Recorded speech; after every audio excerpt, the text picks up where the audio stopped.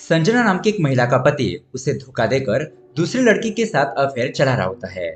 लेकिन संजना को जब ये बात पता चलती है तो वो अपने पति के साथ रिश्ता तोड़कर अपनी बेटी को लेकर वहां से चली जाती है। लेकिन अब उसका एजुकेशन कंप्लीट न होने की वजह से उसे कहीं पर भी जॉब नहीं मिल रही थी। इसलिए उसे समझ नहीं आ रहा था कि वो अपना और अपनी बेटी का गुजारा कैसे करेगी।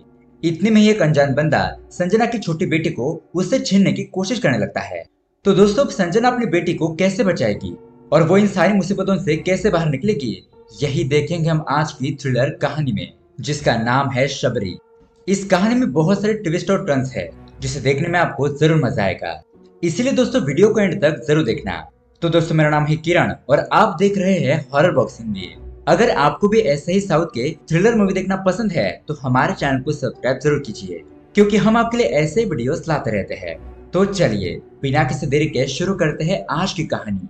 कहानी की शुरुआत में हमें गवर्नमेंट के एक मेंटल हॉस्पिटल को दिखाया जाता है और यहाँ पर हम सूर्या नाम के एक पेशेंट को देखते हैं। जब हॉस्पिटल के सारे लोग सो जाते हैं तो सूर्या इस हॉस्पिटल से बाहर भागने की कोशिश करता है और लकीली वो हॉस्पिटल से बाहर भागने में कामयाब भी हो जाता है। हॉस्पिटल के बाहर आने के बाद सूर्या एक ऑटो वाले बंदे को जख्मी करके उसकी ऑटो लेकर एक दूसरे हॉस्पिटल जाने लगता है, और वो भी चोरी छुपते हुए। और उस हॉस्पिटल के अंदर जाने के बाद वो एक रिकॉर्ड रूम में जाता है जहाँ पर सभी पेशेंट की फाइल्स रखी हुई थी। अब वो उस रिकॉर्ड्स में से कुछ फाइल्स को चेक करता है और थोड़ी बहुत सर्चिंग करने के बाद सूर्या को संजना नाम की एक लड़की की फाइल मिल जाती है और उसे यही फाइल चाहिए थी। लेकिन तभी वहां पर एक नर्स उस कमरे की तरफ आ रही होती है और इत्तेफाक से वो नर्स सूर्या को देख लेती है। अब सूर्या अपने आप को बचाने के लिए उस नर्स को मार देता है और उस लड़की की लाश को एम्बुलेंस में डालकर किसी घर की तरफ जाने लगता है। अब उस घर में आने के बाद हम देखते हैं कि उस घर में तो ऑलरेडी एक और बंदा मौजूद होता है जिसे सूर्या ने बांध कर रखा था, और अब वो उस लड़की मतलब कि उस नर्स की लाश को भी वहीं पर सुला देता है। फिर सूर्या संजना की फोटो दिखाकर उस बंदे से पूछने लगता है कि बताओ ये महिला कहाँ रहती है। वो बंदा कहने लगता है कि सच में मुझे नहीं पता, प्लीज मुझे जाने दो। लेकिन अब सूर्या को और भी ज्यादा गुस्सा आ जाता है और वो उसकी कोई भी बात नहीं मानता। फिर वो उस बंदे और उस लड़की के ऊपर पेट्रोल डालकर उन्हें जला देता है और ये सूर्या दोबारा से संजना की तलाश में निकल पड़ता है। अब सूर्या का ऐसा बर्ताव देखकर हमें इतना तो अंदाजा हो जाता है कि वो संजना को ढूंढने के लिए किसी भी हद तक जा सकता है, मतलब कि वो बहुत ज्यादा खतरनाक आदमी है। खैर, अब यहाँ से सीन शिफ्ट होता है और हमें संजना को दिखाया जाता है। हम देखते हैं कि संजना किसी जंगल में भाग रही होती है, मतलब कि संजना को मारने के लिए कोई आदमी उसका पीछा कर रहा था। अब थोड़ी दूर भागने के बाद संजना वहां पर गिर जाती है और तभी वो बंदा संजना को मारने के लिए उसके सामने आता है। और यहाँ पर हम देखते हैं कि वो बंदा और कोई नहीं बल्कि संजना ही होती है। यानी कि दोस्तों, ये एक संजना का बुरा ख्वाब था। फिलहाल संजना अपनी बेटी रिया और अपने पपी के साथ अपने फ्रेंड के घर पर आती है। पहले संजना मुंबई में रहा करती थी और अब वो यहाँ पर शिफ्ट हो गई है। अब इस शहर में इसकी यही इकलौती एक फ्रेंड होती है और इसलिए वो उसके घर के पास आती है। खैर, अब यहाँ पर आने के बाद हम देखते हैं कि संजना एक नए जॉब की तलाश में लग गई थी। लेकिन दोस्तों, यहाँ पर बात है कि किसी वजह से संजना अपनी डिग्री कंप्लीट नहीं कर पाई थी और उसका ग्रेजुएशन पूरा नहीं हुआ था, जिसकी वजह से उसे कहीं पर भी जॉब नहीं मिल रही थी। जिस भी कंपनी में वो जाती थी उसे वहां पर डिस्क्वालीफाई कर दिया जाता था। अब यहाँ पर संजना की फ्रेंड उसे कहती है कि अरे यार देखा, अगर तुमने अपनी ग्रेजुएशन कंप्लीट कर ली होती तो आज तुमको एक अच्छी जॉब मिल जाती, तुम्हें इतनी तकलीफों का सामना नहीं करना पड़ता। उस टाइम पर तो तुमने अरविंद के पैर के चक्कर में अपनी पढ़ाई छोड़ दी थी और अब उसका घर भी छोड़कर आई हो। देखो संजना, ये एक बहुत ही सीरियस बात है। एक सिंगल मदर और वो भी बिना जॉब के, तुम अपना और अपनी बेटी का गुजारा कैसे करोगी? इसलिए मेरी बात मानो, तुम अपने पति अरविंद के साथ समझौता कर लो। अब ऐसी बातें सुनने के बाद संजना अपने फ्रेंड के ऊपर बहुत ज्यादा गुस्सा हो जाती है। वो उसे कहती है कि 2 दिन के बाद मैं जॉब हासिल करके तुम्हारे घर से निकल जाऊंगी, बस तुम अरविंद के बारे में कुछ मत बोलो। खैर, अब उसके अगले दिन संजना फिर से जॉब की तलाश में लग जाती है, लेकिन उसकी क्वालिफिकेशन की वजह से उसे कहीं पर भी जॉब नहीं मिलती है। उसे कोई कहता कि तुम 1 लाख रुपए डिपॉजिट कर दो, कोई बंदा कहता कि मैं तुम्हें जॉब तो दे दूंगा लेकिन तुम्हें अपने घर का एड्रेस मुझे देना होगा। इस तरह से लोग संजना के साथ डबल मीनिंग वाली बातें करते हैं। अब संजना यही बात अपने फ्रेंड को आकर बताती है तो संजना के फ्रेंड उसे कहती है कि ठीक है, तुम अपने पति अरविंद से मदद नहीं लेना चाहती तो उस आइडिया को रिजेक्ट करते हैं, लेकिन तुम अपने दोस्त राहुल से तो मदद ले सकती हो ना।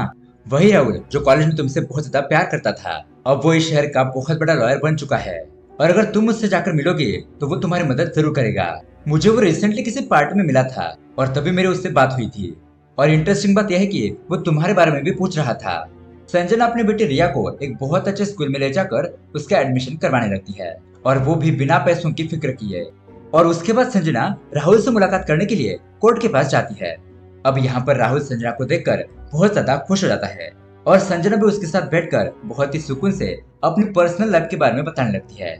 अब राहुल से उसने कौन सी बातें शेयर की ये तो हमें कहानी में आगे पता चलेगा। अब वो राहुल से मदद मांगते हुए कहती है कि फिलहाल मुझे एक जॉब की जरूरत है। तो राहुल उसे कहता है कि मैंने काफी सारे बड़े बड़े लोगों की मदद की है, आई होप अब वो भी लोग मेरी मदद करेंगे। ऐसा कहकर उसे कंपनी के एड्रेस का कार्ड दे देता है। तो संजना उस एड्रेस को लेकर उस कंपनी की तरफ जाने लगती है ताकि वहां पर जाकर वो इंटरव्यू दे सके। अब संजना जा रही होती है और वो सड़क के पास एक माँ और बच्ची को देखती है और उन्हें देखकर संजना को अपना फ्लैशबैक याद आता है। अब यहाँ से कहानी पास्ट में जाती है जहाँ पर हम संजना और उसकी माँ को देखते हैं। संजना की माँ अपनी बेटी संजना से बहुत ज्यादा प्यार करती है और उसकी माँ संजना को क्लासिकल डांस सिखाती है। अब स्कूल में एक फंक्शन होता है और वहाँ पर संजना क्लासिकल डांस परफॉर्म करती है, लेकिन वहाँ पर मौजूद कोई भी लोग उसका डांस देखकर तालियां नहीं बजाते, मतलब कि उसे कोई भी अप्रिशिएशन नहीं मिलता। और ये देखकर बेचारी संजना थोड़ी दुखी हो जाती है।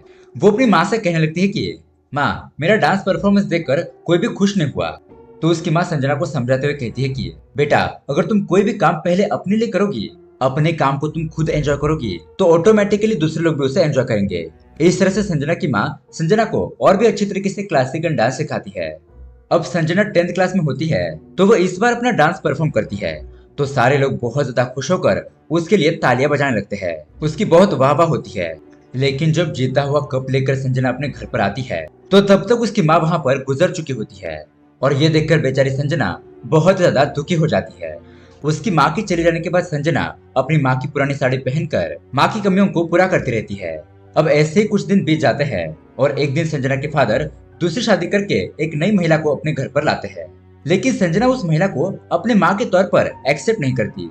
वो बस उससे हमेशा नफरत करती रहती है। उसके बाद जब संजना ग्रेजुएशन कर रही होती है तो अरविंद नाम के एक लड़के से उसे प्यार हो जाता है।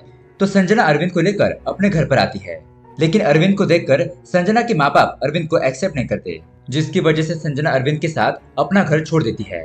फिर ये दोनों शादी कर लेते हैं और कुछ ही सालों बाद उनको एक बेटी होती है, वही है रिया, जो अभी संजना के साथ है।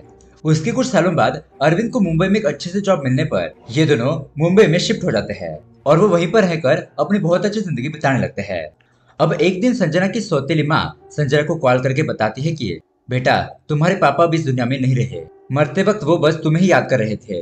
बेटा संजना, तुम पुरानी बातों को भूल जाओ और तुम और दामाद जी एक बार यहाँ पर मुझसे मिलने के लिए आओ, मुझे तुम दोनों को देखने की बहुत ज्यादा इच्छा है। अब दोस्तों यही बात बताने के लिए संजना अरविंद के ऑफिस जाती है, लेकिन यहाँ ऑफिस जाने के बाद संजना को एक शॉकिंग बात पता चलती है। दरअसल उसका पति अरविंद अपने एमडी की बेटी के साथ गुलछर्रे उड़ा रहा होता है।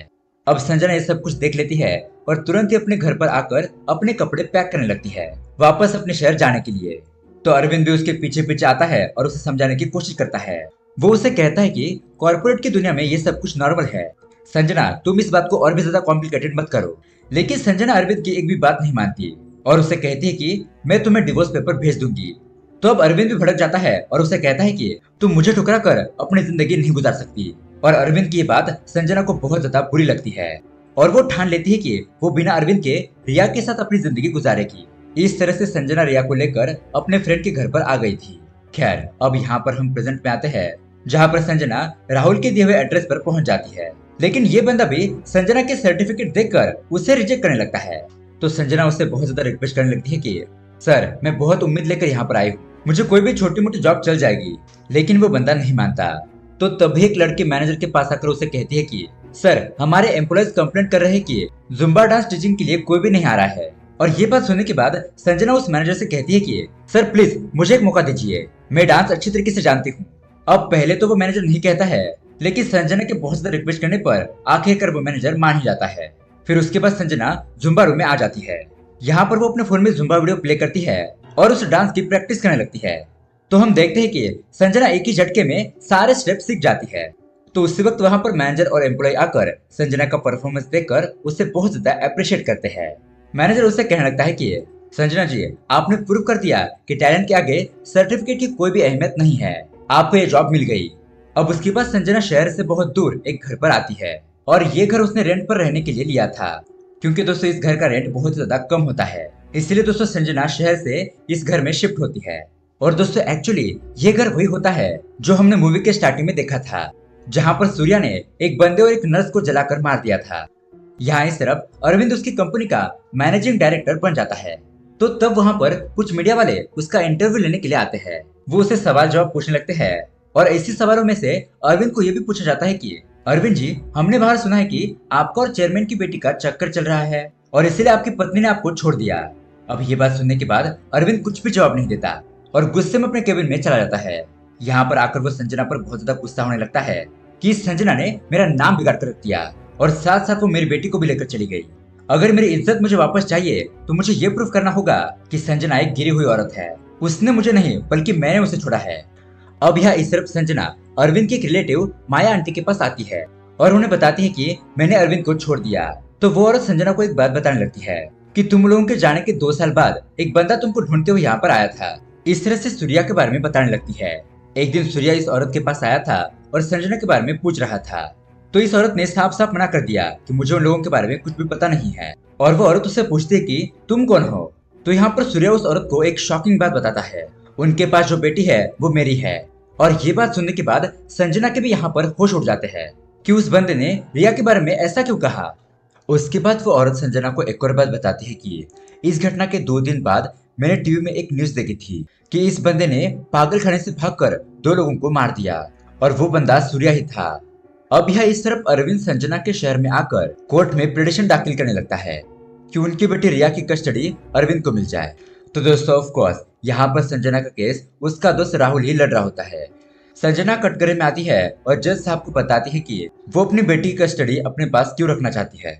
तो अब संजना की बातों को ध्यान में रखते हुए कोर्ट भी रिया की कस्टडी संजना को ही दे देती है। लेकिन सुनवाई खत्म होने के बाद अरविंद संजना के पास आकर उससे एक जबरदस्त शॉकिंग बात बताता है और यहाँ पर एक ट्विस्ट रिवील होता है। वो बताता है कि रिया संजना की बेटी है ही नहीं, मतलब कि हॉस्पिटल में जब संजना ने किसी बच्चे को जन्म दिया था तो उसी वक्त उसकी बच्ची मर गई थी। अरविंद ने किसी नर्स को पैसे देकर दूसरे बंदे की बच्ची को संजना के बगल में रख दिया था क्योंकि उसके जगने के बाद उसे यही लगेगा कि ये उसकी बेटी है और अरविंद सोसाइटी में भी अपनी इमेज खराब नहीं करना चाहता था। और दोस्तों यहाँ पर संजना को एक और सच्चाई बताने लगता है कि अरविंद ने संजना से कभी प्यार ही नहीं किया था, उसको हासिल करना बस उसके लिए एक चैलेंज था। और उसी तरह उसने अपनी कंपनी में बड़ा ओहदा पाने के लिए अरविंद ने अपने चेयरमैन की बेटी के साथ रिलेशनशिप बनाया था। अब यहाँ प्रेजेंट में मीडिया वाले अरविंद के खिलाफ अनाप शनाप बोल रहे थे और इसलिए वो अपनी बेटी रिया की कस्टडी अपने पास रखना चाहता था ताकि सभी लोग उसे सही समझे और संजना को गलत। तो अब यहाँ पर सारी बातें सुनने के बाद संजना को बहुत ज्यादा दुख होता है। अब उसके बाद संजना राहुल को लेकर हॉस्पिटल जाती है रिया उसकी बेटी है या नहीं ये बात कंफर्म करने के लिए। तो डॉक्टर भी बताने लगते हैं कि हाँ ये बात सच है, उस दिन आपकी बेटी जन्म होते ही मर गई और बगल वाले रूम के सूर्या नाम के एक बंदे को एक बच्ची हुई थी, लेकिन बच्चे को जन्म देते ही उसकी मां मर गई थी। लेकिन ये बात सूर्या को पता चल गई कि उसकी बच्ची एक्सचेंज हुई है, इसलिए सूर्या मुझे मारने के लिए भी आया था, लेकिन मैंने पुलिस वालों को बुलाकर उसे अरेस्ट करवा दिया था। अरेस्ट होने के बाद मुझे पता चला कि सूर्या की मेंटल हालत कुछ ठीक नहीं है और ऐसा कहते हुए वो डॉक्टर संजना को सूर्या की फोटो दिखाने लगती है और उसका एड्रेस भी दिखाती है।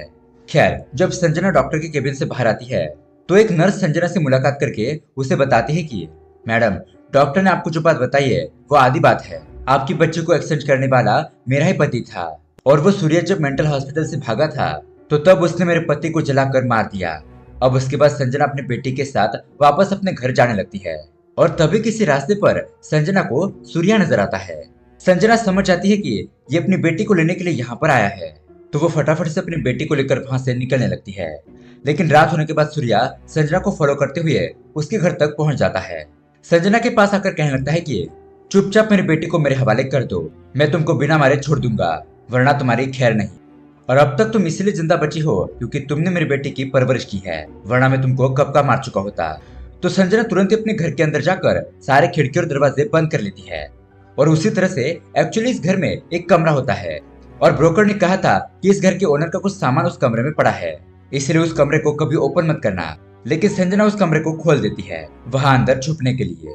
लेकिन इस कमरे के अंदर जाने के बाद संजना को बहुत ही शॉकिंग बात पता चलती है।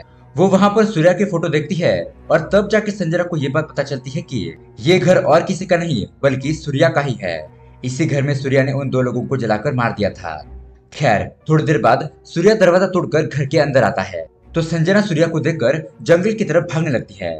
सूर्या भी उसके पीछे पीछे भागने लगता है और बेचारी संजना भागते भागते किसी जगह पर गिर जाती है। तभी सूर्या संजना के पास आकर उसके ऊपर वार करने लगता है। अब सुबह होने के बाद हम देखते हैं कि संजना अपने घर के बाहर बेहोश पड़ी है। उसकी बेटी रिया संजना के पास आकर उसे जगाने लगती है। संजना होश में आकर आसपास देखती है तो सूर्या वहां पर मौजूद नहीं होता और उसी तरह से उसकी बेटी भी सही सलामत होती है। अब उसके बाद संजना राहुल के पास जाकर कल रात जो इंसिडेंट हुआ उसके बारे में बताती है कि सूर्या ने मुझे फॉलो किया और मुझे मारने की कोशिश की। वो मेरी बेटी को मुझसे छीनना चाहता है।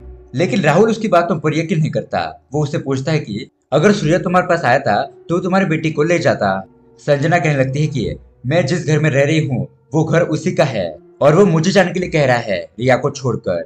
राहुल संजना को समझाने लगता है कि अगर रिया तुम्हारी बेटी नहीं होती तो फिर भी रिया तुम्हारे पास ही रहनी चाहिए क्योंकि वो तुम्हारे पास सेफ है। ये सूर्या तो पहले से क्रिमिनल है और रिया को लेकर उसने उसे कहीं बेच दिया तो तुम फिक्र मत करो, मेरा एक फ्रेंड पुलिस में है, मैं उससे मदद मांगता हूँ। और हाँ, मैं एक बात भूल गया था, कल हमारे घर में एक छोटा सा फंक्शन है तो तुम रिया को लेकर आ जाना।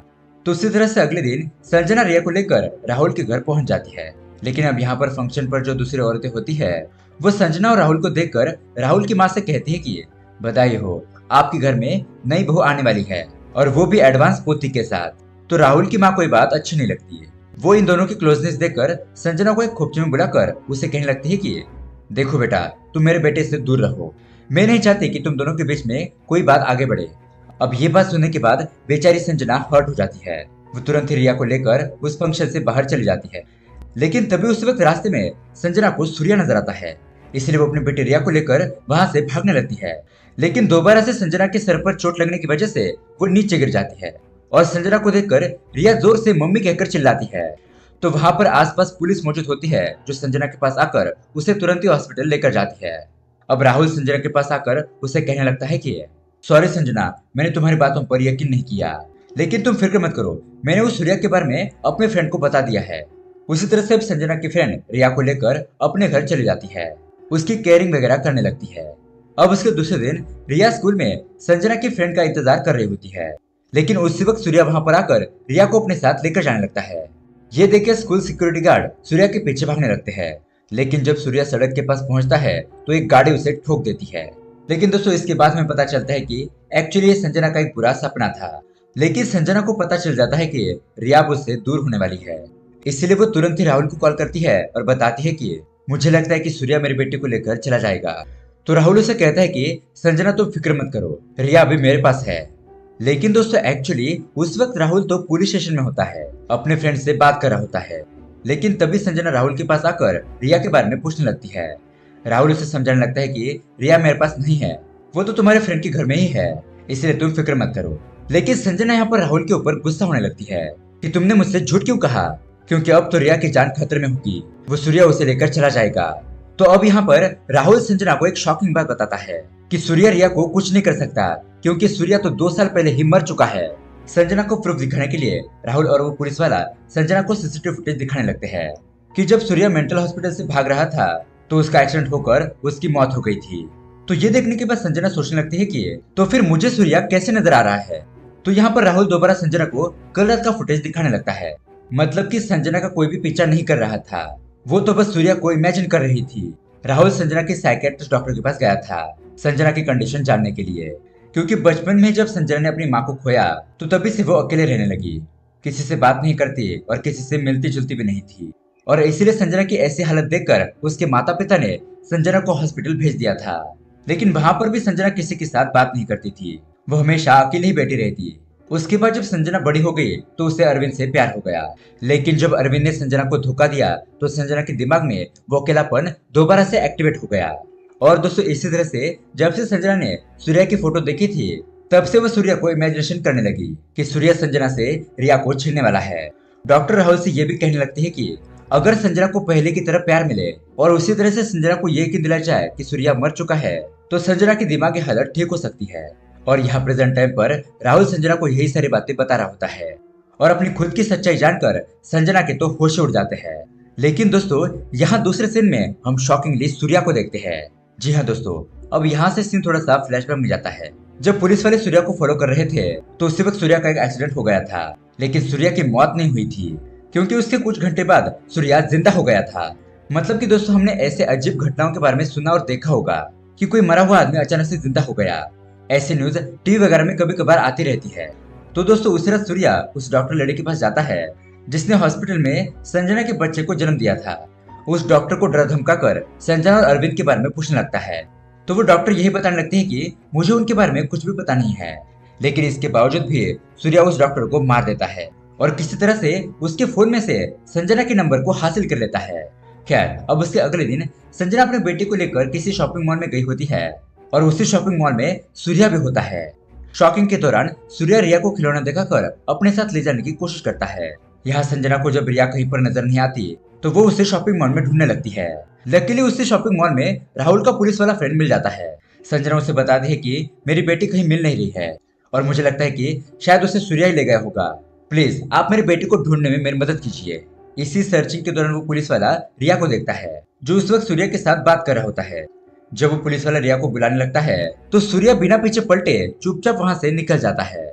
अब घर पर आने के बाद रिया एक खिलौने से खेलने लगती है। संजना उसे पूछती है कि ये खिलौना तुम्हारे पास कैसे आया। रिया कहती है कि मम्मा एक दाढ़ी वाले अंकल ने मुझे दिया। अब संजना यही बात राहुल को कॉल करके बताती है कि राहुल सूर्या अभी तक मरा नहीं है, लेकिन राहुल उसकी बातों पर यकीन नहीं करता। अब यहाँ पर थोड़ी देर बाद सूर्या संजना को फॉलो करते हुए उसके घर तक पहुंच जाता है और संजना को जख्मी करके रिया को अपने साथ ले जाने लगता है। उसके बाद जब संजना पुलिस वालों को बताती है तो उस एरिया का सीसीटीवी फुटेज चेक करने पर पुलिस वालों को राहुल को ये बात पता चलती है कि सूर्या मरा नहीं है, अभी वो जिंदा है। और ये देखकर राहुल और पुलिस वालों के तो होश उड़ जाते हैं। उसके बाद पुलिस वाले सारी जगहों पर चेक पोस्ट लगा देते हैं कि सूर्या रिया को लेकर किसी दूसरे शहर न चला जाए। तो वहीं एक चेक पोस्ट को देखकर सूर्या अपनी गाड़ी को रोकता है और वहीं पर उतरकर जंगल के अंदर जाने लगता है। अब इस जंगल वाले इलाके में एक बहुत ही पुराना मकान होता है।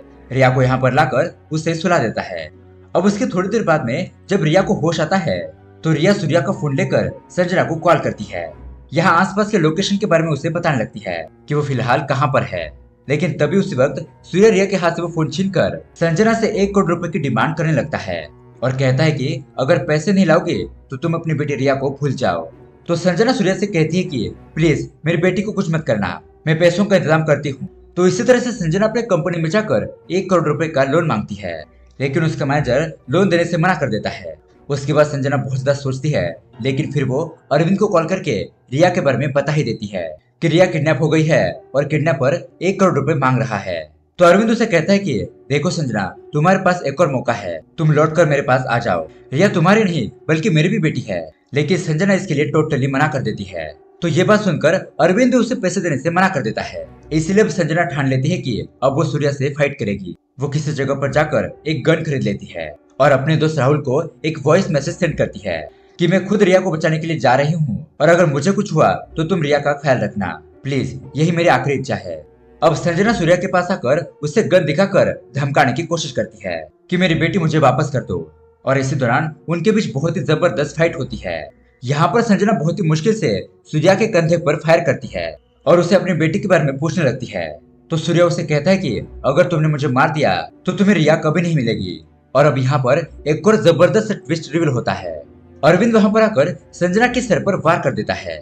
दरअसल यहाँ पर बात यह है कि सूर्या रिया को ढूंढते ढूंढते अरविंद के पास पहुंच गया था। तो अरविंद ने सूर्या को पैसे देकर रिया को हासिल करने के लिए कहा, मतलब कि सूर्या को बस पैसे चाहिए थे और अरविंद को रिया। इसी तरह से इन दोनों के बीच में डील हुई थी। और जब संजना अरविंद को छोड़कर आ रही थी तो अरविंद उसे धमका रहा था कि मैं तुम्हारे फोटो और वीडियो डालकर तुम्हें वायरल कर दूंगा। तो उस फोटो के अंदर संजना और राहुल ये बहुत ज्यादा क्लोज थे और अगर ऐसी फोटो सोशल मीडिया में डाली जाती तो जाहिर सी बात है कि संजना की बहुत बड़ी बेइज्जती हो जाती। और अब इसी बातों ही बातों में अरविंद सूर्या को मार देता है क्योंकि सूर्या ने अपना काम ढंग से नहीं किया था।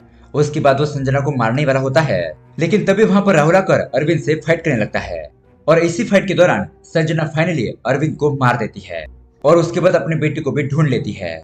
इस तरह से दोस्तों ये कहानी यहीं पर एंड हो जाती है। तो दोस्तों ये कहानी आपको कैसी लगी हमें कमेंट करके जरूर बताइएगा।